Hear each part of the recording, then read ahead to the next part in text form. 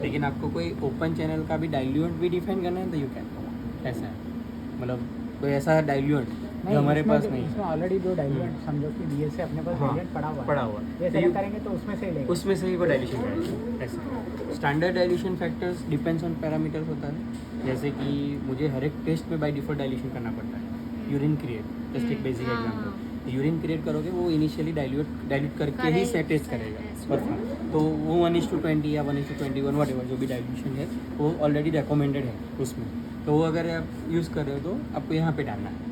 अगर स्टैंडर्ड है मतलब विदाउट डाइल्यूशन मुझे सैंपल रन करना है फर्स्ट सैंपल, मतलब इनिशियली जो रन कर रहे थे, तो आपको कोई भी फैक्टर्स डालने की ज़रूरत नहीं है। जस्ट इसको यहाँ से ऑन दे दो, फिर आपके हिसाब से यहाँ पे वो डाइल्यूशन फैक्टर सेट कर लो। मुझे डायरेक्ट मतलब जब भी मेरा वैल्यू हाई जाता है तो मेरा पहला डाइल्यूशन फैक्टर क्या रहेगा 10, तो सेट ऑटोमेटिकली आपको वो पता बताएगा कि आपको फर्स्ट डाइल्यूशन क्या करना है 10, 20, 100 अप टू 100 तक डाइल्यूशन कर सकते हो इसमें, ठीक है। फिर करना है सेव, ठीक है। अभी रिडक्शन फैक्टर क्या है, कभी कभी हम एज ए पेशेंट जो नॉर्मल सैंपल्स रहते हैं ना उससे भी डाइल्यूशन एज ए डाइल्यूट बनाते हैं, और रिसर्च सेंटर में यूज़ नॉर्मली करते हैं लोग। तो वो क्या करते हैं कि one of the value actually उसमें एक वैल्यू रहता है पेशेंट वैल्यूज़, कुछ तो वैल्यू इंटरफियर करेगा ना, तो वो वैल्यूज़ को भी मुझे माइनस करना पड़ेगा, तो वो वैल्यू यहाँ पे डालेंगे फैक्टर, मतलब कन्वर्ट करके। फॉर एग्जांपल 1:10 कर रहा हूँ तो कितना परसेंटेज वैल्यू आपका उसमें इफेक्ट कर रहा है, लाइक 0.7% या 1.1% या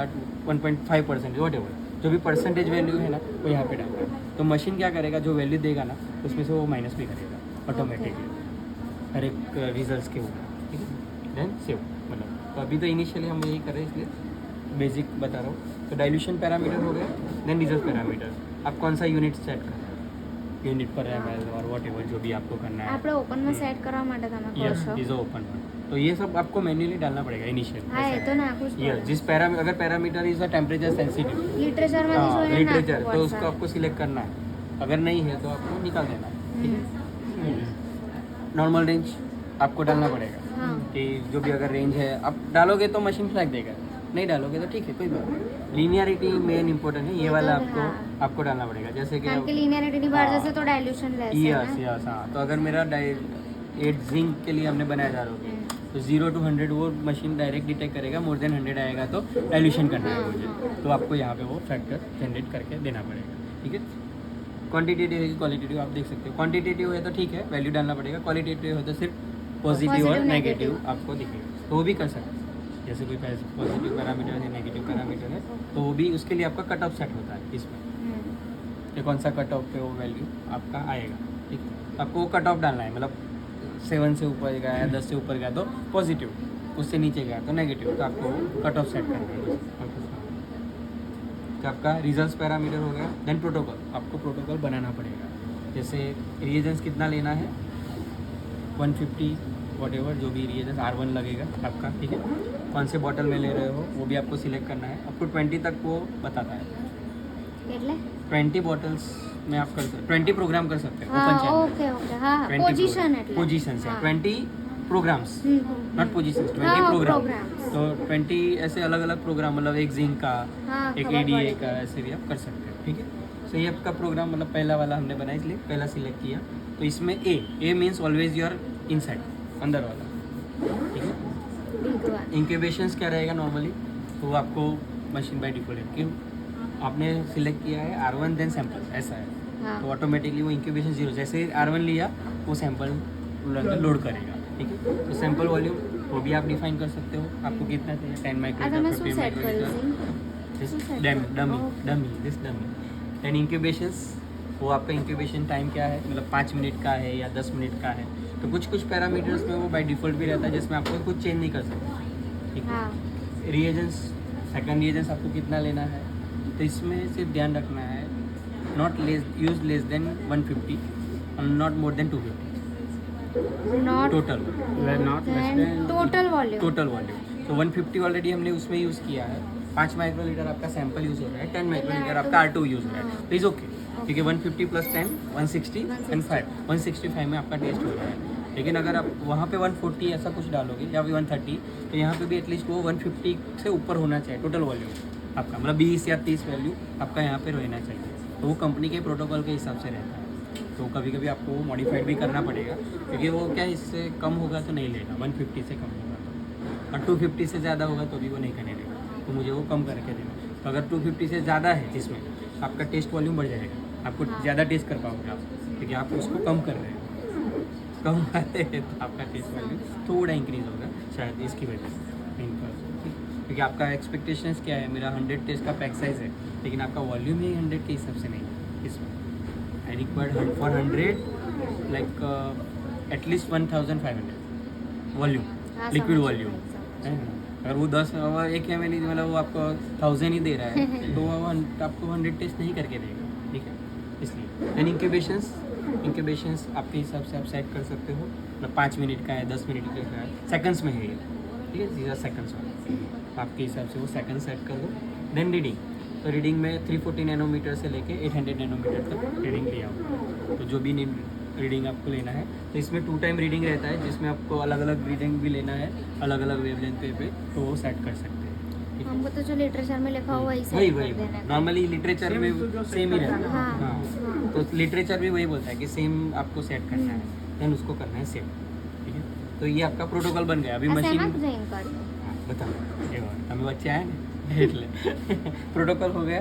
अभी कैलिब्रेटर्स, तो कैलिब्रेटर्स भी आपका कंपनी का रहेगा, तो कैलिब्रेटर का फिर वैल्यू डालना है, तो जैसे कोई लॉट नंबर डाल दो यहाँ पे, आपका कैलिब्रेटर का वैल्यू पहला का 0 रहेगा, आपने एक ही बोला मुझे, तो पहला इज ऑलवेज 0, ठीक है, और सेकंड लाइक वॉट 100 फिक्स ऐसे, और उसका एक डेट डाल दो 31/12/2030, जब बहुत टाइम लगेगा, या फिर 35 वॉट जो भी डालना है डाल दो, ठीक है।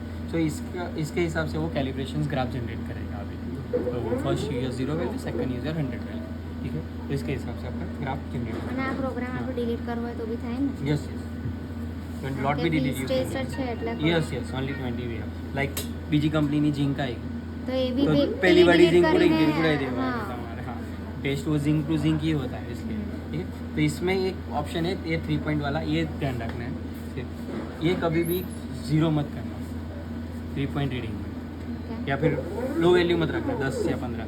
इसमें कैसा रहता है, इज अ रिस्पॉन्स वैल्यू, ये ओडी मतलब लाइक ओडी, ठीक है। तो जब इसमें 3 पॉइंट रीडिंग मतलब एक क्यूवेट में 3 बार रीडिंग लेता है वो, तो एक वैल्यू के बीच जब रीडिंग लेता है तो दूसरी वैल्यू के बीच में डिफरेंस जितना हो सके उतना कम होना चाहिए, हम भी एक्सपेक्ट है, लेकिन आपने एकदम नैरो कर दिया। तो अगर फॉर एग्जांपल इसमें 0.1 का भी डिफरेंस है ना ओडी में, तो मशीन आपको डेल्टा चेक कर रहे थे, वो वैल्यू एटलीस्ट कंपनी की जो कोरिलेट वैल्यू है ना उसके साथ मैच करना चाहिए। तो हम बोलते हैं कि 399 इस highest, this one is highest 0.4 तक वो अलाउ करेगा, मतलब आपका पहला ओडी आया 0.2, सेकेंड ओडी आया 0.6, सो इज़ ओके, लेकिन थर्ड ओडी आया 0.7 इज गिवन एरर, भाई 0.2 एंड 0.7 इज नॉट मैच, सो आपका मैक्सिमम लिमिट इज ओनली 0.4, ठीक है। तो इसकी वजह से हम बोलते हैं कि इसको आप अपने एंड से सेट कर सकते हो, इसको आप जितना नैरो करोगे आपका एक्यूरेसी बढ़ेगा उनमें, ठीक है, क्योंकि आपका प्रिसीजन पार्ट बढ़ेगा, नॉट एक्यूरेसी बट प्रिसीजन, मतलब सेम वैल्यूज जल्दी होगा, अच्छी होगा। लेकिन कभी कभी लो ज़्यादा डालते हैं तो फॉल्सली अलार्म ज़्यादा करते हैं, मतलब जैसे ये डेल्टा चेक कर रहा है, मतलब आपको मैच ही नहीं हो रहा है ना वैल्यू इसकी, जैसे आपने 2.1 ही रखा जैसे, तो 0.1 मतलब ये तो ऐसा तो कब नॉर्मल रहता है ना, एक नॉर्मल वाटर सैंपल इवन थोड़ा एक दूसरी बार भी रीडिंग लिया तो वो वेरिएशंस दिखेगा, ऑब्जर्व होगा। तो ये पूरा प्रोटोकॉल बनता है ऐसे, लास्ट में आपको लॉट नंबर मेंशन करना है, ठीक। तो बनाना कैसे है, ऑप्शंस में जाना है, कॉन्फ़िगर ऐसे, इसमें ऑप्शन आता है सब कॉन्फ़िगर ऐसे, यहाँ पे एक ऑप्शन आता है यूज़र डिफाइन ऐसे, इज़ योर डिफाइन ऐसा यूज़र डिफाइन ऐसे, ये तो एक वार्निंग देगा कि is a non ortho product हमारा नहीं है, तो आपका है वो, ठीक है। तो यहाँ पे आपको वो टेस्ट भी दिखेगा। नाउ सी इन सैम्पल्स आपको जिंक का बटन भी दिखेगा, पहले नहीं दिख रहा, तो जब आप प्रोग्राम डिफाइन करोगे यहाँ पे आपको मतलब बटन भी हाईलाइट होगा,